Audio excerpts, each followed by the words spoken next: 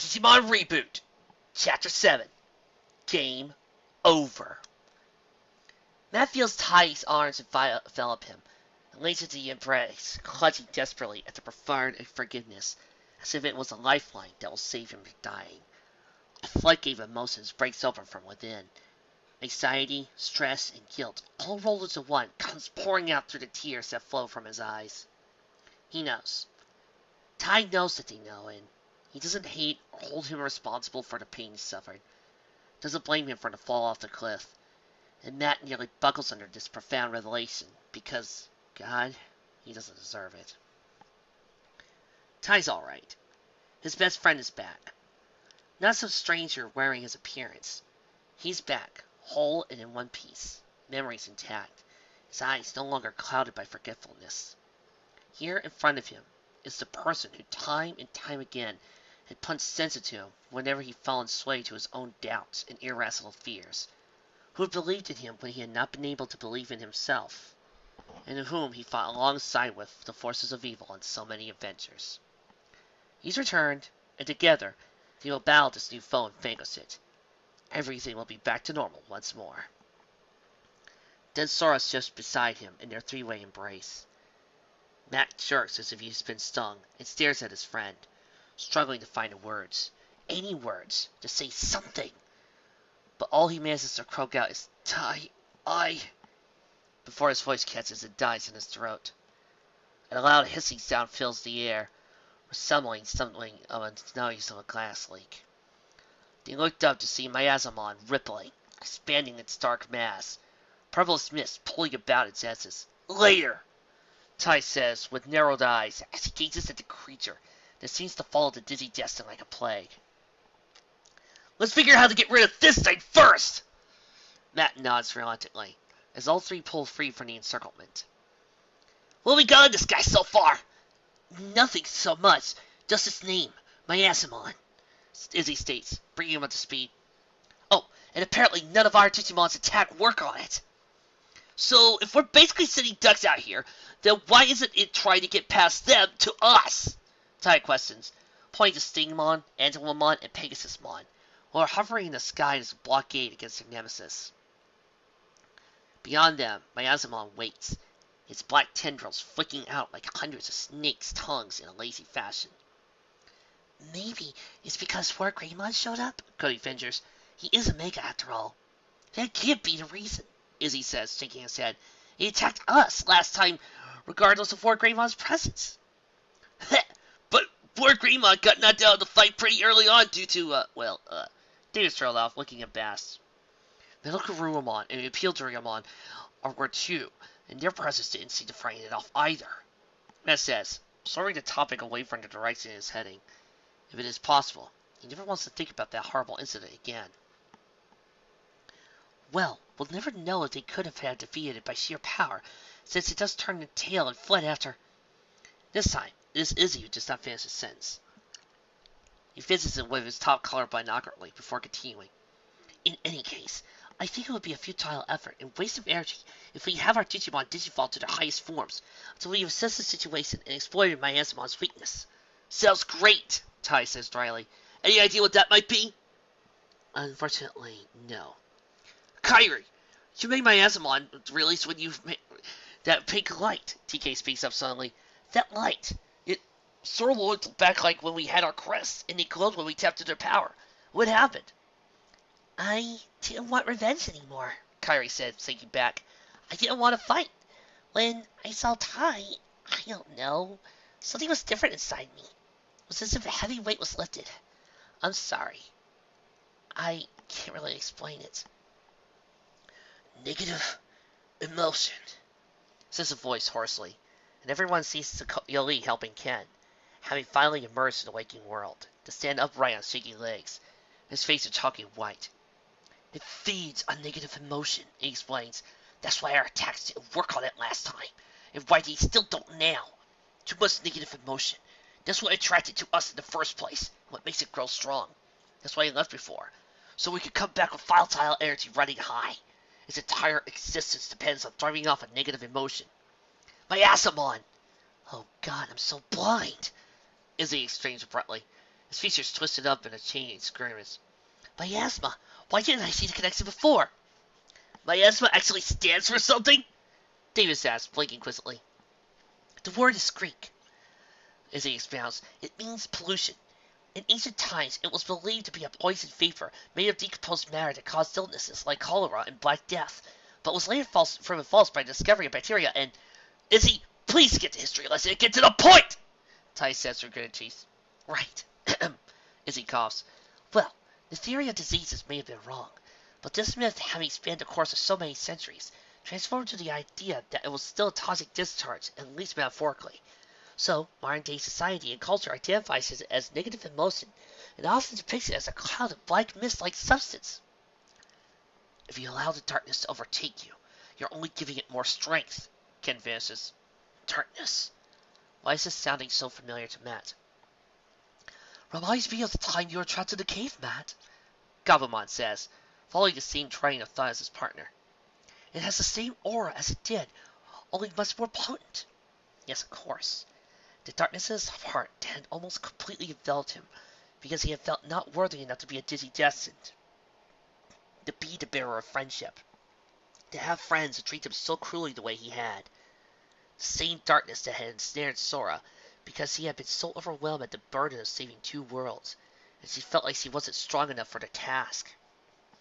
But the darkness then had been able to use the attacks of green fire and red droplets of destruction. It hadn't even been a Digimon then, so... Things evolve here, Izzy muses out loud. If Digimon reflects into the real world based on human ideas and concepts, then it's entirely possible for Miasma to creep into the digital world and slowly over time transform into a Digimon. That must be the origin of Miasma's creation. Can you see it? Ken whispers in a detached tone of voice, staring transfixed out past the cliff towards the vast body of water below. Can you see the ocean? The way he says it, in that mesmerized manner, gives the others pause long enough to do a double take, trying hard to see where his eyes are beholding. Kairi stifles a startled cry for a mere second, and TK rests a protective arm around her shoulders. Which makes this shepherd happy! His own face paling because it becomes visible to him as well. Slowly, one by one, the Digidestined see it coming into focus. The serene blue of the sea, reflecting the colors of twilight. Ooh, purple, violet, the moon and stars glittering upon its surface. They disappear and are replaced with murky backwater, its waves crashing tremulously, and a stormy gray cast over sky in the background. The dark ocean. Matt only knows about it from the younger kids' tales, how it is one of the parallel dimensions running alongside the digital world. They still haven't figured out what exactly its purpose is. Well, the writers had an idea, but they ditched it, trust me. But they do know it's a dark and foreboding world of evil. And occasionally those with bright souls are sucked into it. Like Ken and Kairi and TK. Does Miasma originate from there? Or has its noxious atmosphere grown strong enough to unlock a gateway to it? But there's no more time to contemplate or discuss anymore, because now Miasma at long last releases an attack, and a shower of blood-like raindrops down upon them. And there's nothing to do but scatter and try not to get hit. The ground is cracking beneath Matt's feet. Smoke and heat billows up from the craters left behind, threatening to split the kid into 2. And a wild fear seizes him because he has lost sight of Tai. The image of him falling through empty space flashes through his mind with alarming speed. He yells his name in a panic clamor, and causes clouds of dust clog in his throat. Then the smoke clears for an instant, and he sees him a few feet away. Lunges forward and grabs him by the arm, and Tai whirls on his new assailant, only stopping in retaliation when he sees his Matt. Don't go near the edge, Matt says pleadingly, his voice suspiciously husky. Tai takes in his friend's pinched, overwrought expression, at the way his arm is being held in a clamp-like grip, with trembling hands, and nods. He can't see the others through the thick smoke screen explosions. Debris is fleeking up shards of rock and gravel everywhere, and turbulent air swirls around him in a maelstrom. Throughout the chaos, they can hear Digimon engage in battle, and Miasma emits what sounds like a long, deep, sighing exhale, like that of a person's dying breath. Neon, yellow-screen flames flare up in towering columns that dance vividly across their eyes, slicing through the sheets of smoke that obscure their vision, and the wave of scorching heat that emits from the fires force them backgrounds to the ground, gasping for air. Acid, black smoke, obscures her vision. It claws her way down her throat, setting her lungs on fire. Sora's eyes water at the intensity of this torrid air. She struggles to breathe, and nearly gags at the overpowering odor of putrid rot and decay the green flames sends out as they lick and burn hungrily towards her. She staggers backwards, nearly stumbling into a gaping crater, and the raindrops of red still shower down like her blood, and her ears ring in the brutal assault of the explosions. She can't see anyone, and isn't sure they have survived the sudden onslaught. Her heart beats wildly in her ribcage as she dimly spots the two crouching figures through the heavily veiled smoke. She recognizes them. She rushes forward before they are lost to her sight again, and throws herself down beside them. "Sora!"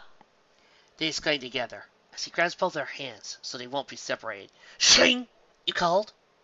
"Down, down, down, down, down, down, down, down, down!" "If either of you have a plan, now would be a good time to execute it!"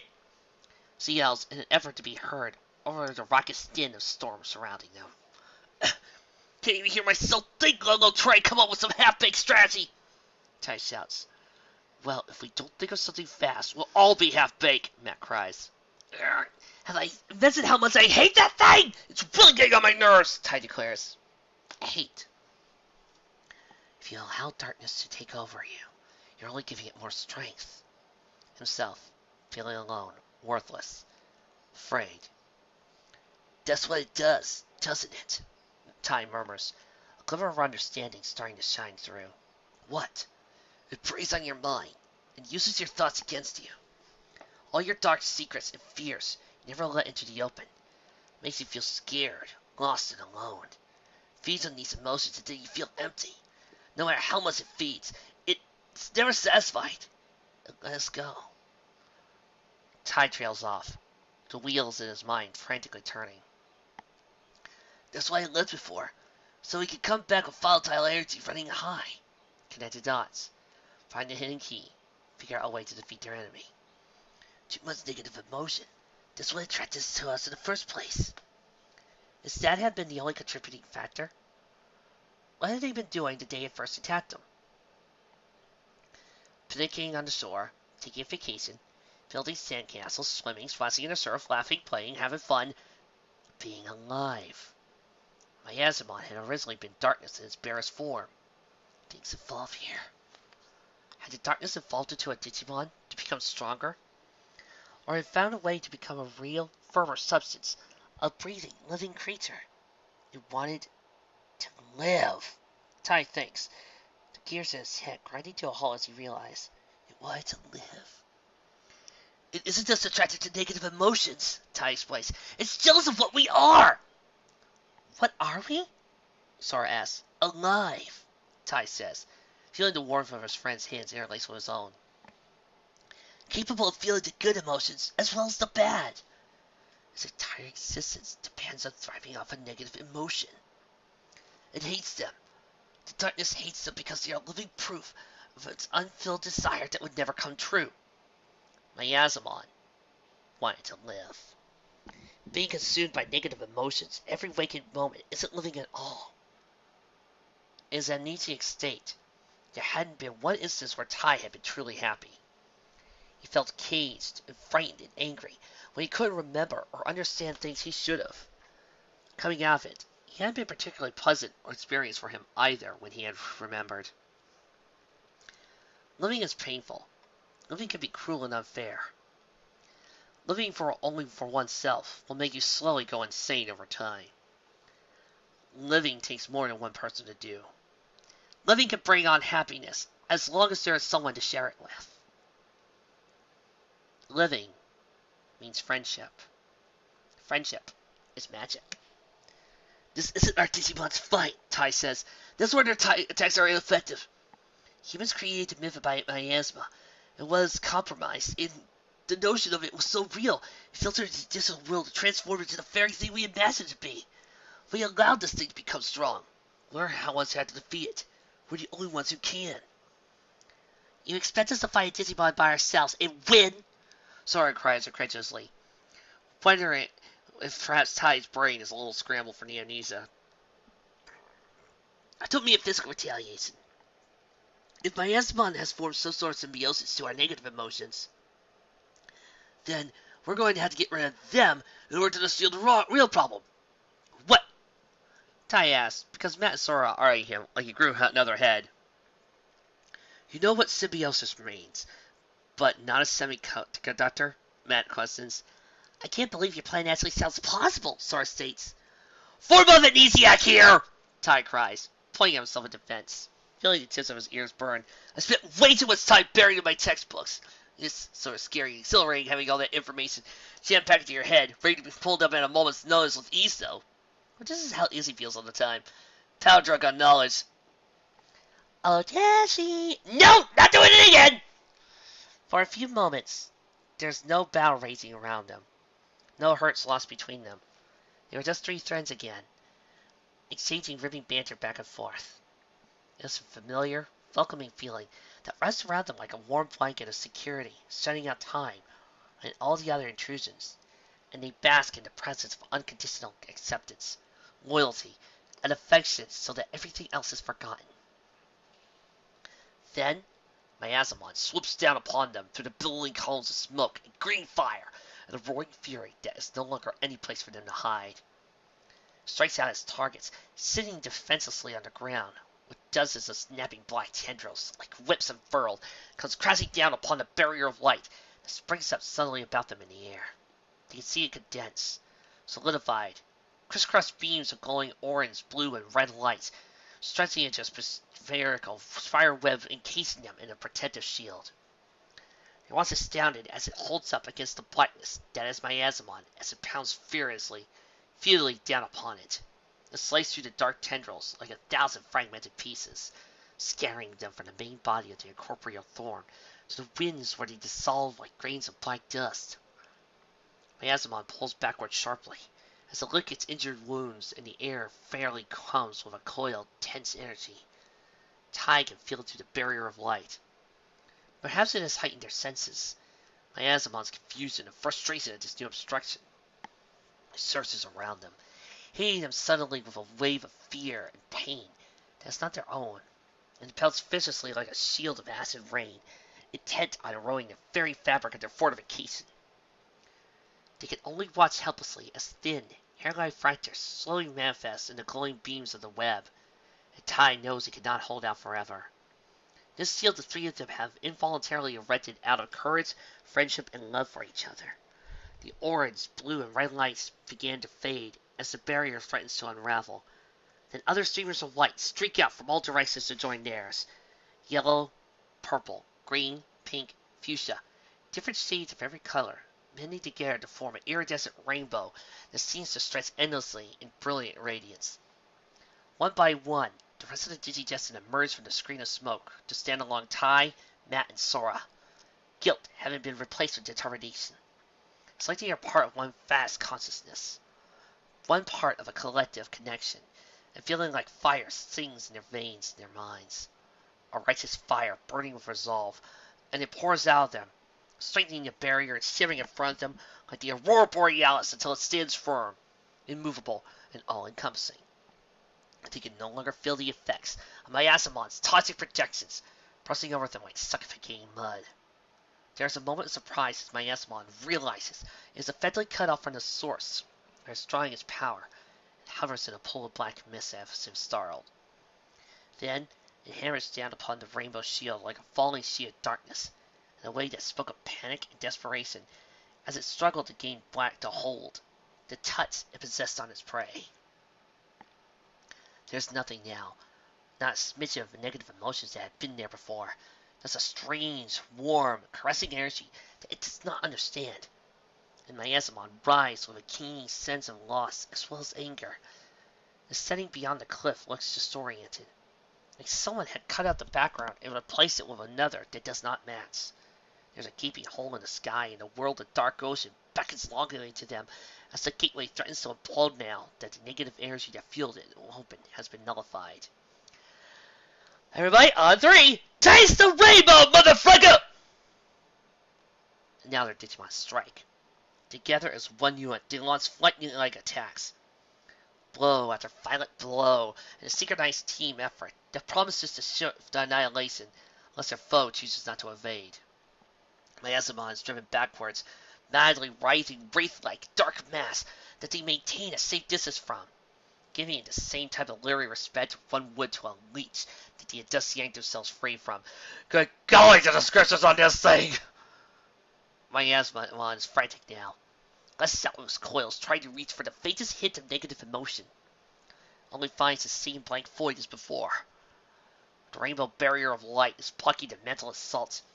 No, the rainbow of light is the other awesome series. I mean the other awesome pony series. It is mental assaults, and the Digimon are blocking its physical approach. It is so very hungry, and there is nothing but the yawning chasm of darkness behind it. And it does not want there to be there, so it'll be alone. Alone. Alone. I am so playing Hey Digimon right now. Tai watches the dark ocean welcome Miasmon eagerly into the archway of its jaws. Here's the wretched creature emit a streak of rage and fear for one last time, before being swallowed up whole, immense and weakening out of existence until it draws its attention again. You almost feel sorry for Miasmon. Almost. The air inside the rainbow barrier twinkles like a kaleidoscope of colors, like light reflecting off. Here is the missing piece of his life that he felt even he couldn't remember. Whatever happened in the future, wherever the path his feet might tread on, here is the moment that will carry him through. Here in this all-encompassing shield of unity, compassion, and friendship. They decide to spend their night in the digital world. It is late, and their parents think that they're having an overnight study session anyway. They are high-strung and drunk on the delicious taste of victory. And there's 4 months of catching up to do. Matt wants to talk to Tai alone, but finds no ample opportunity to do so. Not with his friend being swamped by everyone else with a barrage of endless questions, which only comes to a halt when Tai sneezes in between breaths of an explanation, and Kari worries if he is sick.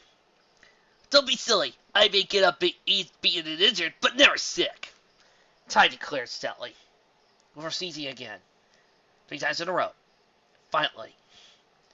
And returns everyone's astonished gaze with a mirror image. The only exception being a small trail of liquids that dribbled out of his nose. Tai finds himself draped in several jackets, pushed on the ground in front of the fire, and Joe pressing him for answers before his time to blink. Does it take long for him to determine what has brought the sun and cold on? You were out in the rain for how knows how long before the weather here dried you off? Joe asked, brow furrowing disapproval.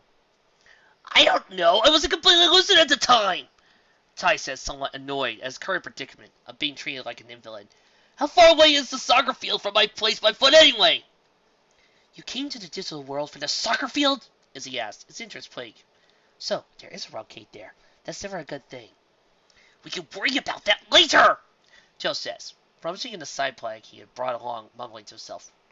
We can get attacked by a dark Digimon, nearly suffocate from the smoke and stench, almost burned and turned into ash by its flames, have to run to avoid earth collapsing beneath our feet, and I have to use this for someone whose coat was brought on by a stroll through the rain, in their pajamas! These aren't pajamas! Tai protests, flushing red. These are just clothes I wear around at home! You're wearing our house slippers! Kyrie exclaims in surprise, noticing for the first time. Oh sure, let's be nitpicky now, Tai grumbles. Here, Tai, drink this, Joe orders, holding out a cup filled with a thick, pungent-smelling red liquid. I don't think your cold's too serious, but let's deal with it while it's in the early stages before it gets worse. Is that cherry-flavored? That was the worst thing ever, Tai stated, curling up his lips in disgust. Besides, I'm fine. There's no need to drink the medicine! Kari screams, pressing her face up closely against her brother's in a sound rebuke.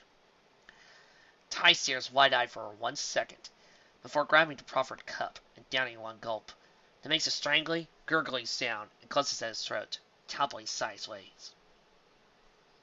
Rosebud! He croaks furtively, and his sister pounces on him, shrieking that wasn't funny in the slightest. Another hair! Tai yells as Kyrie grabs several thick tufts of his bushy locks. Matt smiles and decides to sit back and simply be glad that Tai is with them at last. He can talk to him tomorrow. So, who's up for a game of cards? Davis cries, waving a pack. Anything but go fish, Yelly says, grimacing. Oh no, Davis just brought the Digimon dual deck. Let's see what we got here. Oh, this is a good card, and I wonder.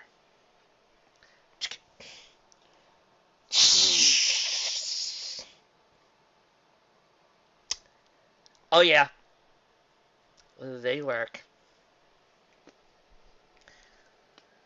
They play a variety of games that last long into the night. It's fun teaching their Digimon the different rules for each one. Avoid exactly what exactly the rainbow barrier was composed of. Harmony, guys. Pure harmony. Or not as possible to summon forth again, or if it was a one-time thing. But the urge to sleep is too heavy to resist, and one by one the Digidestined succumb to it, until finally only Tai and Kairi are left awake. Tai, Kairi says anxiously, shaking her brother as his head bobs in exhaustion. Let's play another game of slapjack, please. Tai mumbles, blinking drowsily. Or we can play It's and Rat Screw, Kairi says hesitantly. Or Kairi, Tai interrupts, smiling in tiredness and understanding. His eyes heavy-lidded. I won't have forgotten everything when I wake up. I promise. Kairi nods, not entirely convinced, and watches her brother give an enormous yawn, stretches his arms over his head, and fall to the ground, curling around Agumon. Oh, no, don't you dare! Stretching off beside him. Oh, my heart! Silence causing set. Hey, Kairi? He murmurs, tearing on the abyss of sleep. Don't you think yourself as weak? You're not. You're one of the strongest persons I know. In a few seconds, he is snoring lightly. A hidden pattern of icy fear and guilt that she told around her for as long as she can recall, slowly begins to thaw. Scooting over, she uses Agumon as a cushion for her pack, and places her head on her brother's lap, standing guard for as long as she's able to keep her eyes open, before slipping off into a deep sleep, lulled by the crackling song of the campfire. Gatomon falls asleep on Kairi's lap. Sora isn't sure what had awakened her. It's dark, still nighttime, as she rubs her eyes confused, looking around. The bushes rustle on the far side of the campsite, and a shadow glides into the fire's light suddenly, as she stifles a startled scream. Tai? She says, recognizing the profile. Sorry, Sora, didn't mean to frighten you. Tai says, squatting down in front of the fire. Did I wake you up? No, yes, Sora stumbles over her words, her thoughts still fuzzy from sleep. What are you doing up so late? Culinate, Tai says, the glow of the fire casting crimson shades upon his face. Oh, Sora says, feeling embarrassed, and fizzes with the hem of her shirt. Tai, could we talk? If this turns out to be a hidden lemon, I'm out of here. A few way away, Davis mutters something in his sleep about licorice noodle soup and flings one in our mouth. Yali, who was not lying nearly far enough away, gets smacked across the face. The girl scrunches her mouth up in a scowl as if he has a built-in Davis radar and kicks out, sending the boy rolling on top of Vmon. A satisfied smile spreads across Yali's features, and all three continue to sleep on oblivious. Further away, Tai suggests, pointing to the clearing near a plateau, as Sora nods. The moon overhead shines down upon them, and a strange silence stretches between them until Sora breaks it. Matt says you fell because... that he didn't reach in time because... Sora pauses, fiddling with a strand of her coppery brown hair nervously, her eyes starting sideways glances at her companion, before continuing. You said you liked me. Is that true? No, Tai says, sort of brusquely. Sora isn't sure what the strange sinking in her stomach feeling means. No, Tai replies, shaking his head. Not liked. I still do. It's so quiet that Sora can hear the blood marching madly in her ears. Where Tai knows their irregular heartbeat. That day at Matt's concert, I was going to tell you, Tai convinces, purposely avoiding her gaze. I have real bad timing and poor observation skills, don't I? How long? Sora asks, her voice coming out gruff and gravely. What? Tai asks, looking out to meet her raised expression. How long have you felt this way about me? Sora demands. Emotions she long thought long buried rising up in her, sending hot and painful burns to her chest. I've liked you ever since I've known you, Tai admits. I didn't just sort out my feelings until it was too late. Sora's hands were clenched into fists at her side. You should have said something, she accuses bitterly. You should have said anything. Oh, okay, that's great.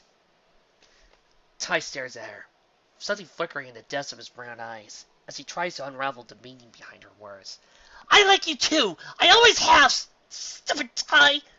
Sora all but screams at him, turns away quickly before he can see the tears threatening to fall.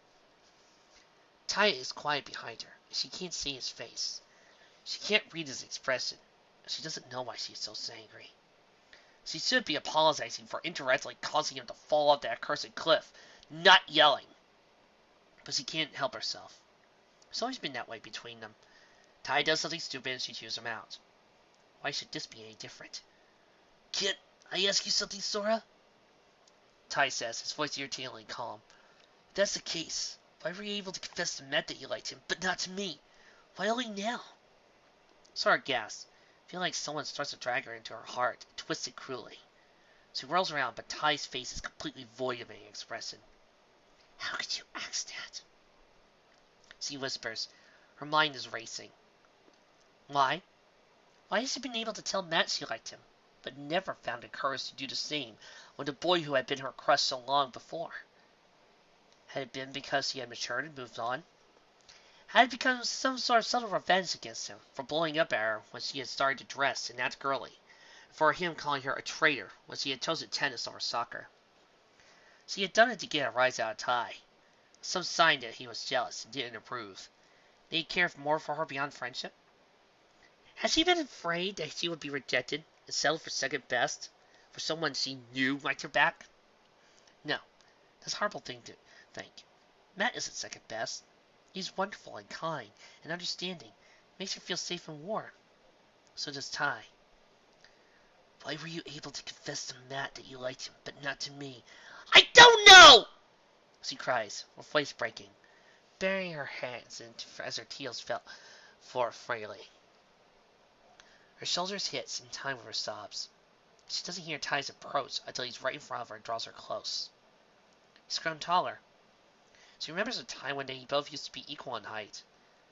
But now her head fits under the crook of his neck effortlessly, and her cheek presses against his chest as he rubs soothing hands over her back, trying to ease the quivers. I don't know how much it'll do now, he says, as he feels the warm puff of his breath against her forehead. But thank you. Thank you for liking me. It helps. She doesn't look up, because she knows if she does, the temptation to kiss him will be all too much to resist. I'm sorry, she breathes. She can't be exactly certain what she is apologizing for, or if it is one of a multitude of things. But Tai doesn't demand an answer, or press any further, and continues to hold her in his arms, reaching one hand to cup her face gently, thumbing to cover her cheek, wiping away the tears that transpired down it. And only the night witnesses bear into this. Luna's not going to say a word. No, I am not.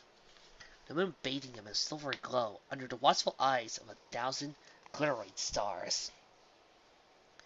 It is early morning when Matt awakes. The first thing he sees when he opens his eyes is the pale blue night fade away and the lights lingering to a soft gray.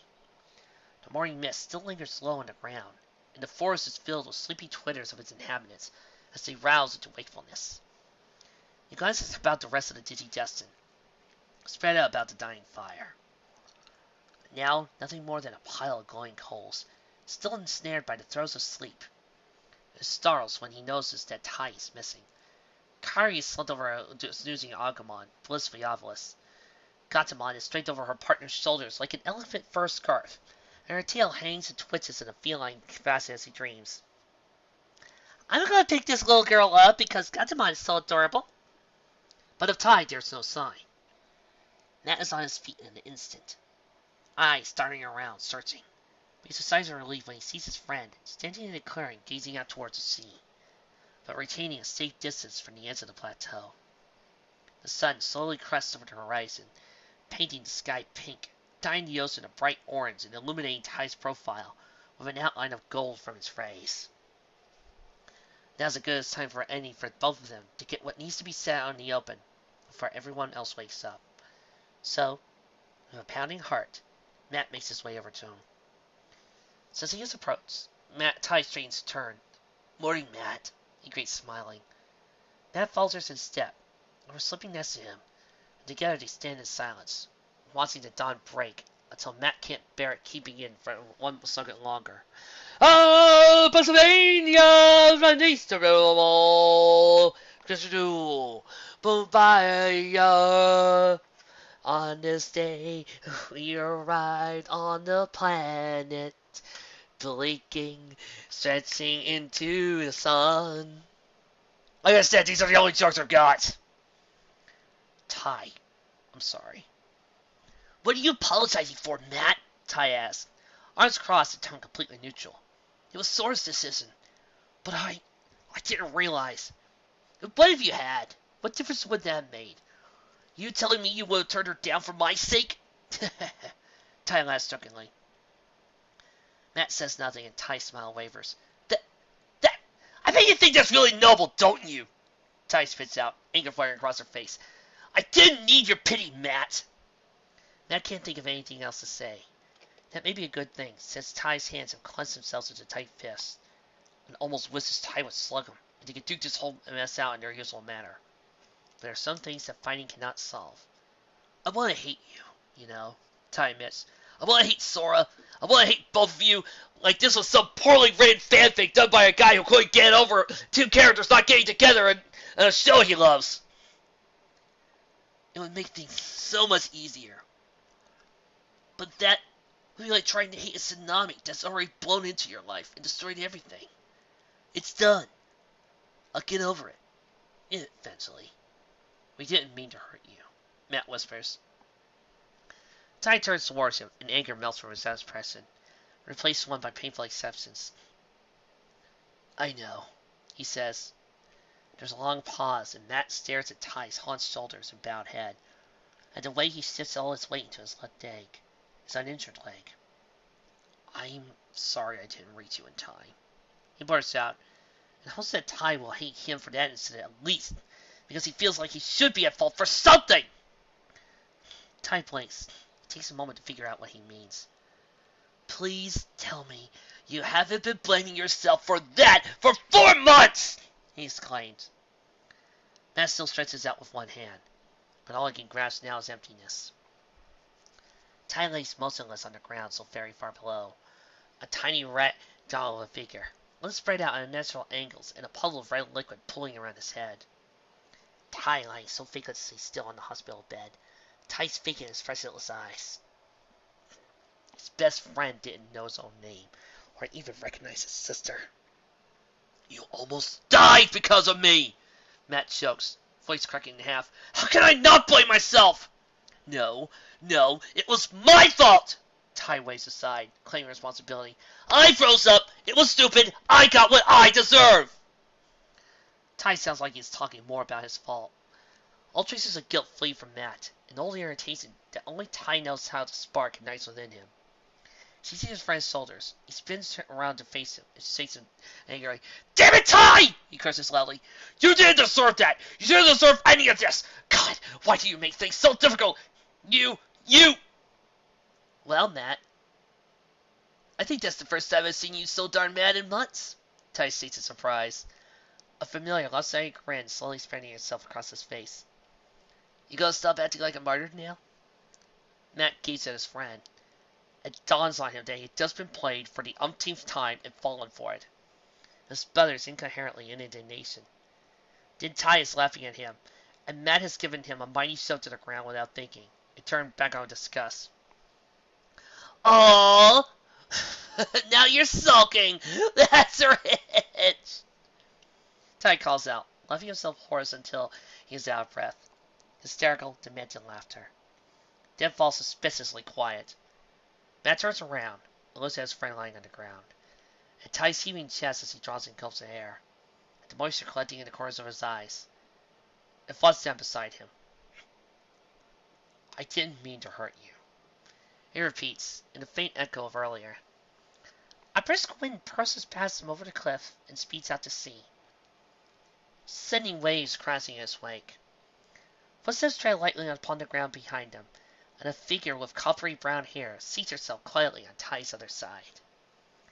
Matt stares at Sora over Ty's head with searching eyes. She graces him with a beautiful smile, eyes shining warmly. He hasn't really talked to her since yesterday in the real world, and their conversation had been interrupted by Kyrie's abrupt flight to the digital world and Miasmon. Now Ty has his memories back, and all three of them are aware of this triangle they find themselves hopelessly ensnared in, and Matt isn't sure which way the strings binding them together are going to be cut.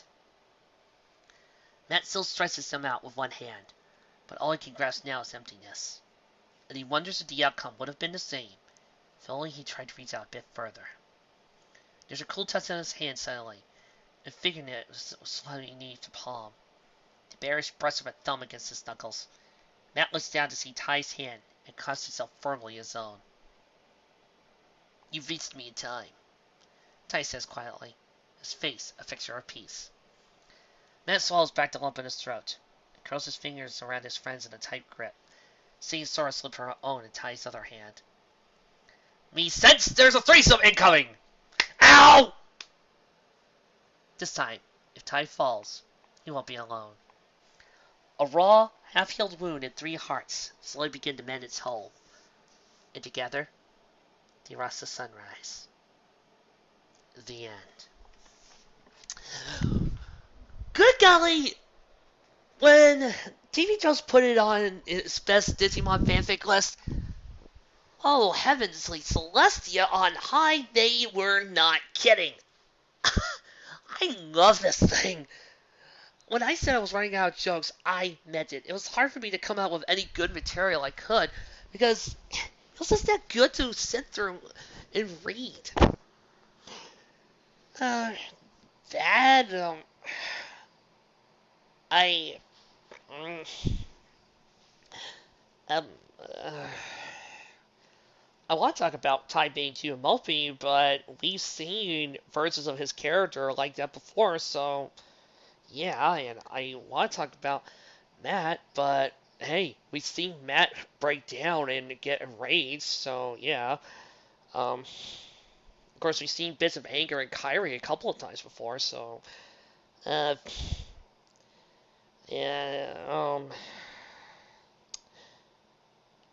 I got nothing. So instead, I'll do what I always do. Focus on the positives.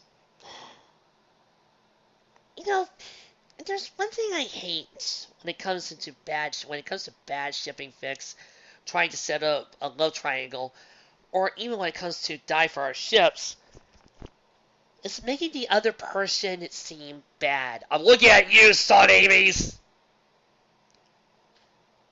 Or trying to make the other person moronic.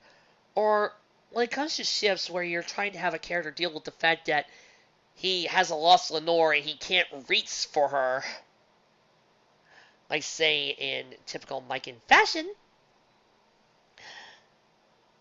they'll either A, make the opposing ship come out bad, i.e. turning if this had suddenly made Matt into the devil,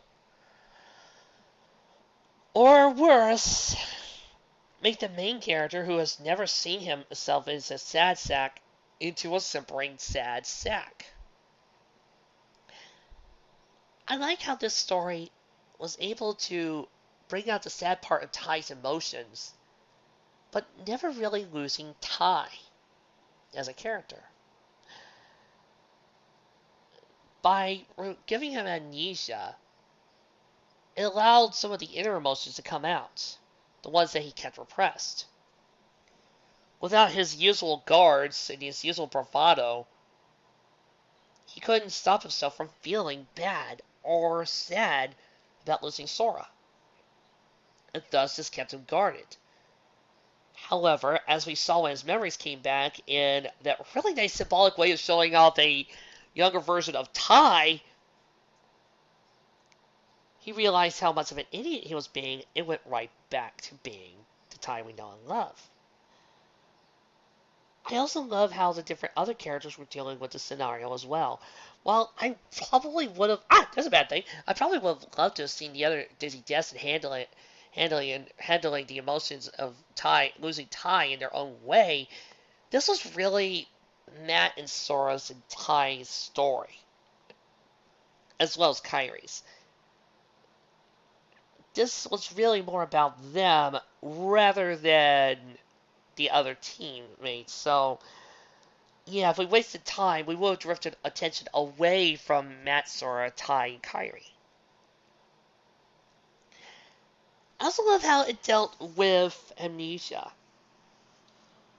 treating it like a very serious problem, and also using a different definition of amnesia, talking about retrograde and actually using some real scientific amnesia devices. I also love Kyrie in this.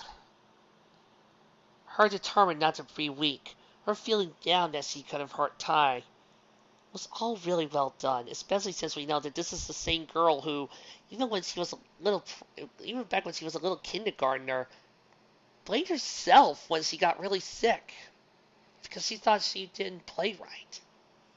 That she ruined the game for Tai. And of course, that's one of my favorite episodes. So this is how the characters deal with their own emotions. Which leads me to another part I loved. The author said that this was more friendship than shipping. And I gotta admit, he was right about that. Because what happened in the end? We don't see Tai walking off and going, I hate you all because I can't get a Sora booty. Yeah. Nor Sora going, I was wrong. I'm so sorry for breaking Tai's heart. I'll let him have my booty. No. We see what it really means to go through watching your best friend taking on your lover. That sometimes, actually most of the time, sensible people will think things through, mend, talk it out, and forge friendships. Because, well, hey, Tai, here, right. Oh, sir. Dear Princess Celestia, today I kind of learned an important lesson about friendship. I learned that in spite of finding out that your best friend is dating the girl who you fell for, does not mean you necessarily have to break it off with them or consider either one of them evil. You can always find a common bond to link up with each other, and you can still be friends. You can still get along and talk to one another. You can still have fun. Because despite the fact that they're dating, it hasn't changed in what's inside. They're still the friends that you found. You're just changing your own life stories, but in the end, you can still be supportive of your best friends. Your faithful student, Tai Yagami. Thanks, Tai. And I think that's the important lesson to take. You see, if you go to Mike and stuff, he pulls this crud out and thinks that Davis is the type of guy who would be a suffering sad sack. But in truth, Davis would act a lot more like Tai does in this fic. Especially when he loses Kyrie, because as we all know, Kyrie and TK are destined to be together, and if anybody says any differently, I will stick my Latios at them. Won't you, Latios? Latios! The story was well done, and I am so glad to have read it over the past few weeks. And I'm glad that you guys joined me in too, as per usual. Well, that was one down, thousands more to go. I'll see you next time.